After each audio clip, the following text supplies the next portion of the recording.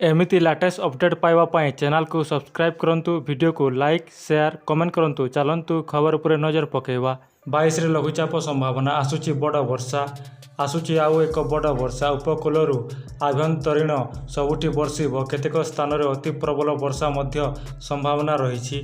आसंता 20 तारिख रे केंद्रीय बंगोपसागर रे एक घूर्णिबलय सृष्टि हेब। 22 तारिख रे यह लघुचाप रे परिणत हेब। लघुचाप 23 तारिख रे डीप डिप्रेशन रे परिणत होई स्थलभाग मुहां हेब। यार प्रभाव रे उत्तर एवं उपकूल ओडिशा रे प्रबलरू अति प्रबल वर्षा हेबार संभावना रही। विशेषकर पुरी, जगतसिंहपुर, केन्द्रापड़ा, मयूरभंज, भद्रक, बालेश्वर, ढेंकानाल, अनुगोल, देवगढ़ आदि जिले में प्रबलरू अति प्रबल वर्षा हेब बोली पूर्वानुमान करा जायछि। यह छटा गंजाम, गजपति, मालकानगिरी, कोरापुट, संबलपुर, सोनपुर आदि जिले में मध्यम धरण वर्षा हेब। एसहित आभ्यंतरीण एवं दक्षिण ओडिशा रे केतेक स्थान रे प्रबल वर्षा हेबार संभावना रही। लघुचाप जोगु राज्य रे 22 रु 26 जाए वर्षा लगी रहिबो।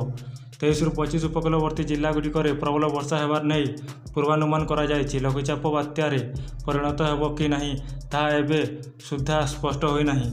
आसंता 2-3 दिन मध्य सूचना मिलिबो। वर्तमान सुद्धा पाणीपाग मॉडल जहाँ कहूछि ओडिशा प्रति बात्या भय नहीं बोली पाणीपाग विभाग विशेषज्ञ शरद साहू कहते। लघुचाप जोगु राज्य में बड़ वर्षा सूचना मिलुछि। जदि लघुचाप बात्या रे परिणत हुए तेबे उपकूलवर्ती जिलार चाष को यह गभीर भाव प्रभावित करने आशंका रही।